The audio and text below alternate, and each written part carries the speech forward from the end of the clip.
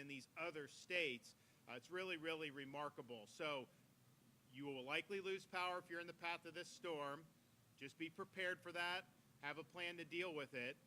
But just know that we've got huge numbers of assets that are here, ready to go, and they are going to go as soon as it's safe to do so. The other thing that is worth pointing out, it's a lot of focus, understandably, on the west coast of Florida. That's what's going to see the really significant storm surge, particularly where the storm makes landfall and just south of the eye wall is going to likely lead to the most significant storm surge. The way these storms go, they go counterclockwise. If you're on the north side of the storm on the west coast, it may be that that pushes water away from the coast. That's possible depending on how the storm goes in.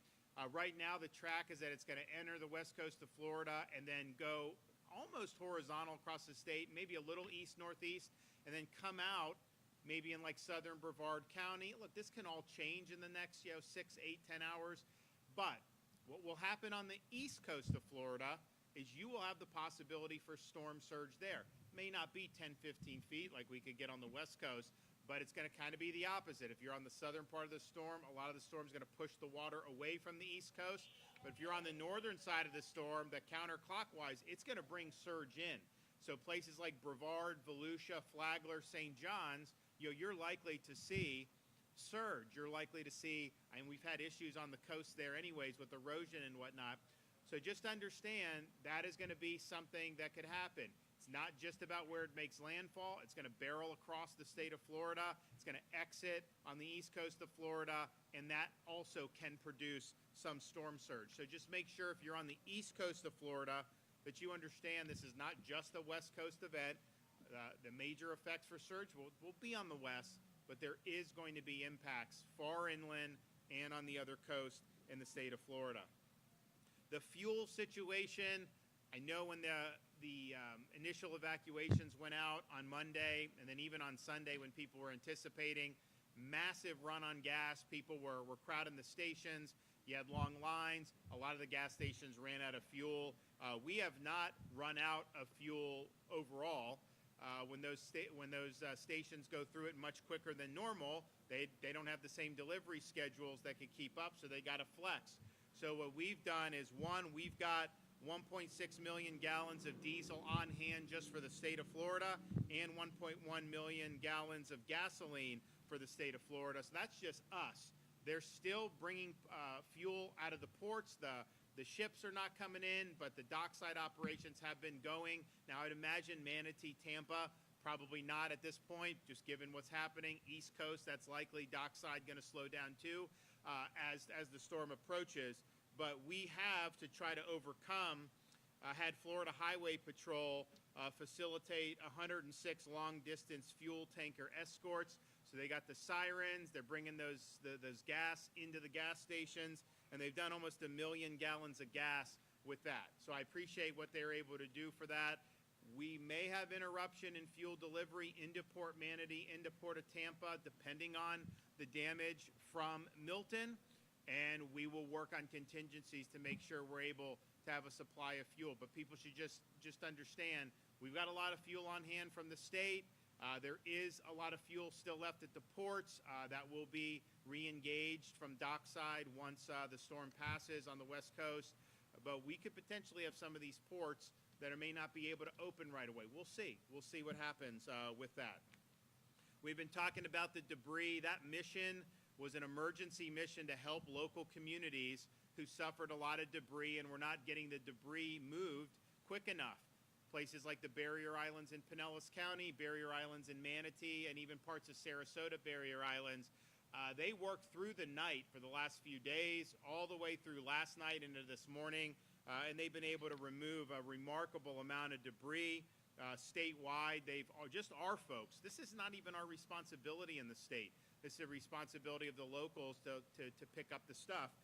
But we've done a total 270,000 cubic yards of debris throughout the state of Florida with just our Department of Transportation and other assets. And just on those Barrier Islands and that emergency mission, almost 55,000 cubic yards of debris. So probably in those areas where our trucks were doing all night, the last few nights, 24/7 with the landfills, probably we're able to take about half of the debris that was there and that would not have been picked up unless we did it. That's going to mitigate some of the damage that happens when the hurricane comes in.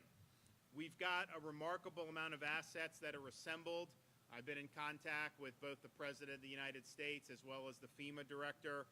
We're also closely coordinating with all our local partners in the affected counties, and we have a National Guard contingent that has never been amassed before for one of these. 6,000 Florida Guard soldiers and an additional 3,000 from other states, 34 search and rescue aircraft, and 500 tactical vehicles. This is the largest storm mobilization in the history of the state of Florida. Of course, we have our Florida State Guard, which is out and doing great work, and they've got massive numbers of assets that are going to be assisting them in their missions, and some of those guys have done a really, really good job, and we really appreciate it.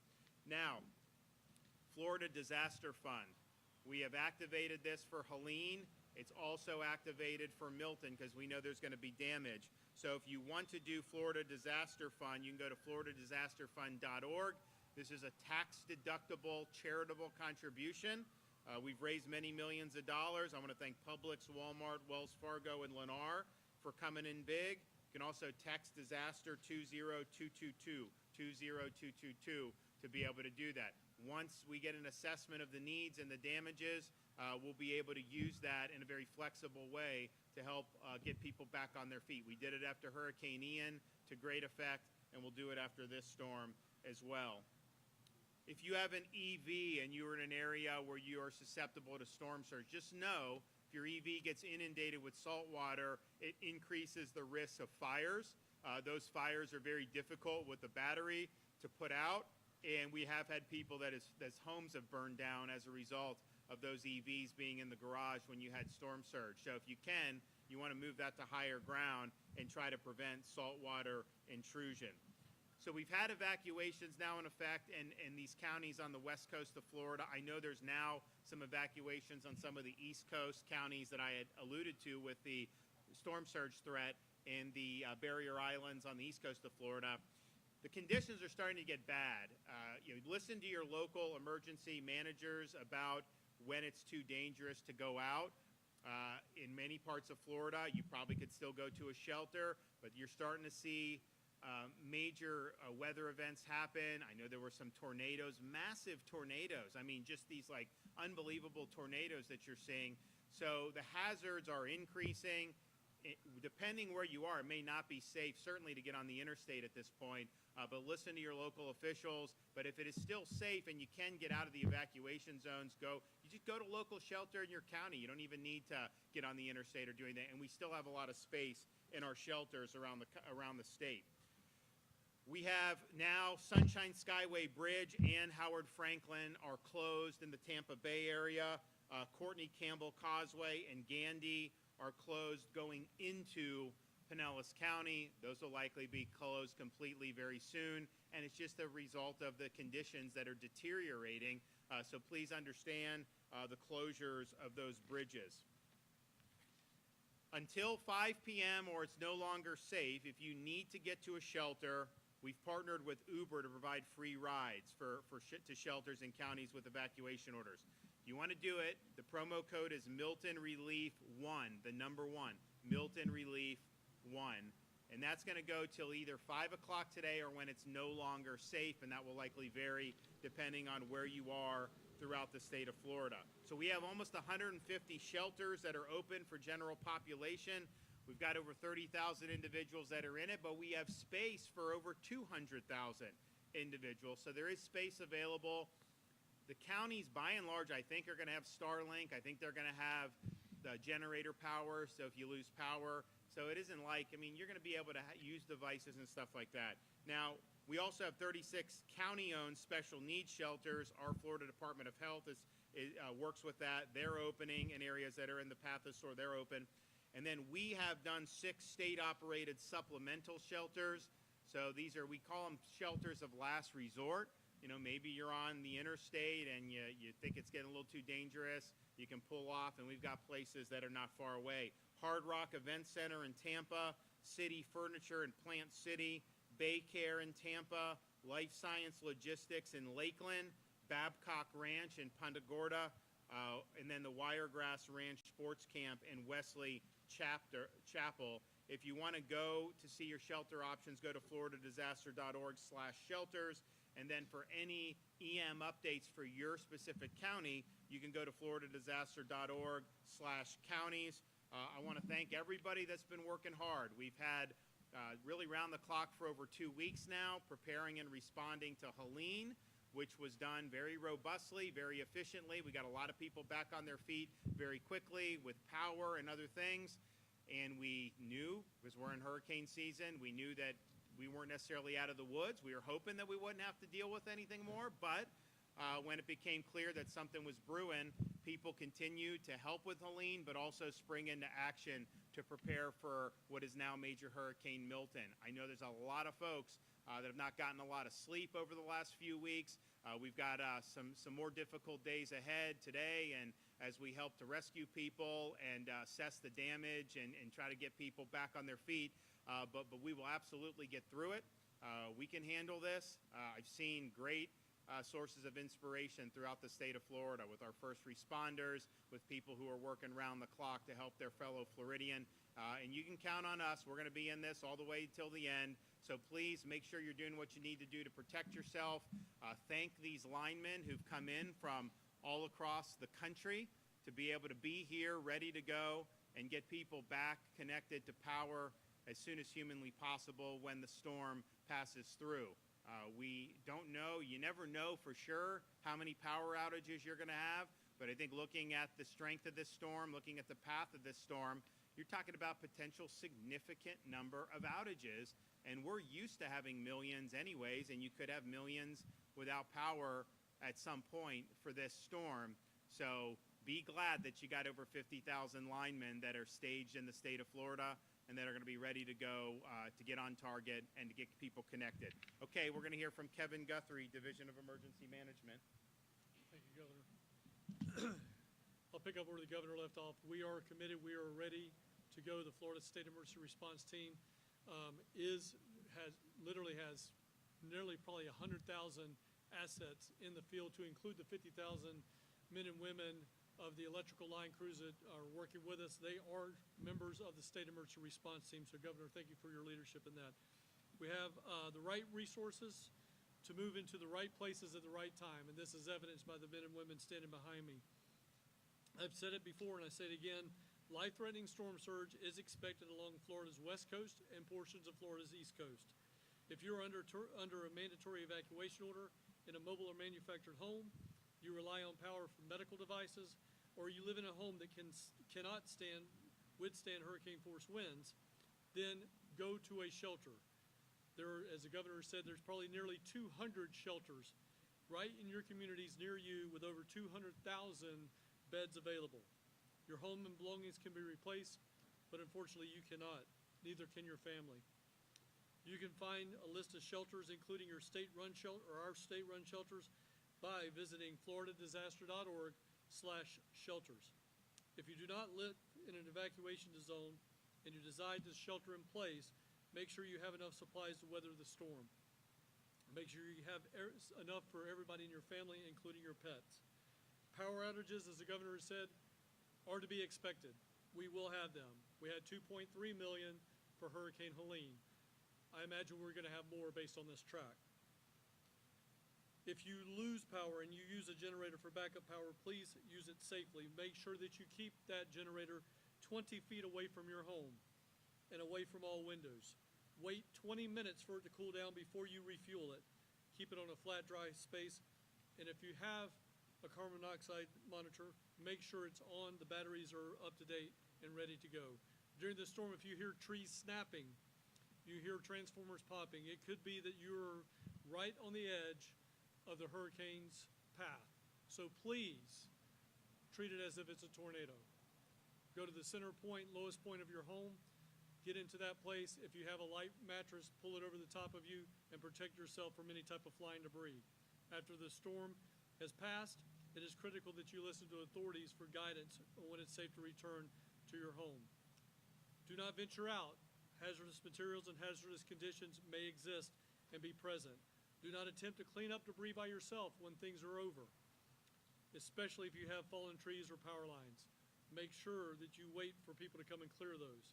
If you see these dangerous conditions, report them to your local authorities by calling 911 or non-emergency lines. Residents needing information after Hurricane Milton can recall the State Assistance Information Line at 1-800-342-3557. There are English, Spanish, and Haitian Creole speakers available to answer these questions.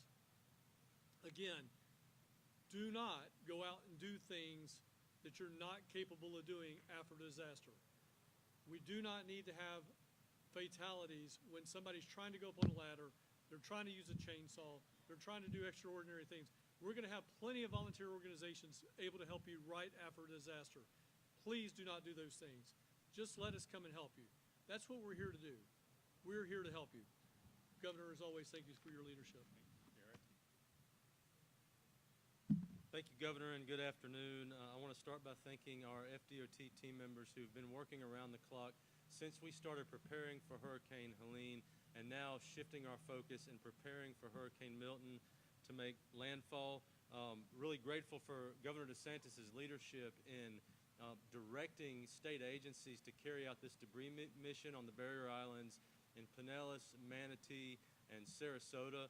It was a tremendously important mission to prepare for Hurricane Milton landfall and get rid of as much debris as humanly possible on those barrier islands. We marshaled all of our state resources and even some of our road builder contractors to get out there, get dump trucks moving, get debris off of those barrier islands. The governor quickly saw that the debris vendors were just not keeping up with the local governments. We needed to get that debris out of there. It's remarkable what we were able to accomplish over the last few days. We've been working around the clock, 24/7. We had huge platoons of dump trucks last night, moving in really bad weather, being escorted by Florida Highway Patrol, getting that debris to landfills. And as you heard from the governor, we were able to move nearly 55,000 cubic yards off of the barrier islands. We made a huge dent in that debris, and it is going to have a big contribution on safety as Hurricane Milton makes landfall. We have staged our assets near the cone and path of the storm, ready to move in. We have bridge inspectors, damage assessment teams, heavy equipment, road crews ready to make temporary repairs. We're going to push in behind the storm, and we're going to follow it across the peninsula and get roads back open as quickly as possible. Really appreciate the linemen that are here and ready to respond. We work very closely with them to clear roads and cut trees out of power lines after the storm passes through. Evacuations have gone smoothly with I-4, I-75, and Alligator Alley. We did, under the governor's leadership, open the shoulder to facilitate those evacuations. Really appreciate the Florida Highway Patrol helping us with that. We are deactivating emergency shoulder use as we speak. We started taking the signs down at noon to hunker down for this storm and get ready for the impacts. Bridges and roads in coastal areas will begin closing, as you heard from the governor. The Skyway Bridge in Tampa, the Howard Franklin Bridge are already closed due to high winds. Courtney, Campbell, and Gandy causeways are closed going into Pinellas. All up and down the coastline, bridges and roads will begin to close because of safety conditions. Please be mindful of that. If you're going to get to a shelter, get there now, get there fast. Now is the time to hunker down. As we continue to prepare for landfall and get ready to respond, please remember FL511.com is the place for your most up-to-date traffic information. We will be updating it live after the storm passes through and you're trying to get back to your home. We will be updating FL511.com. That is the place to get your traffic information. Again, thank you, Governor, for your leadership.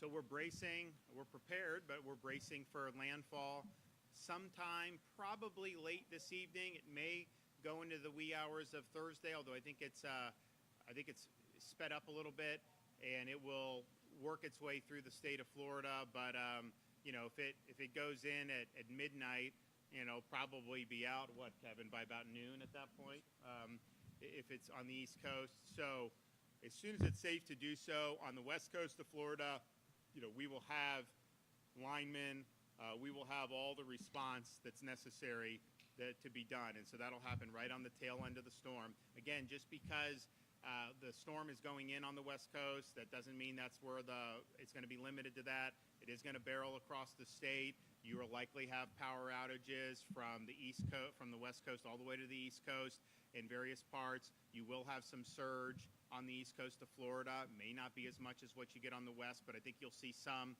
So you should just be prepared for that. If there are evacuation orders on barrier islands on the East Coast as a result of the back end of the storm, take those seriously. And make sure you're doing what you need to do to protect yourself and your family. But you look at to have 50,000 linemen over that here, to have all these urban search and rescue, all our National Guard, our State Guard, all these assets, the State Division of Emergency Management. It's been 24/7 for weeks. All these resources being brought to bear. You never want to have to face these storms, but I can tell you if you had to face them, these are the folks I'd want having our back. So thank you. Okay, do we have any questions?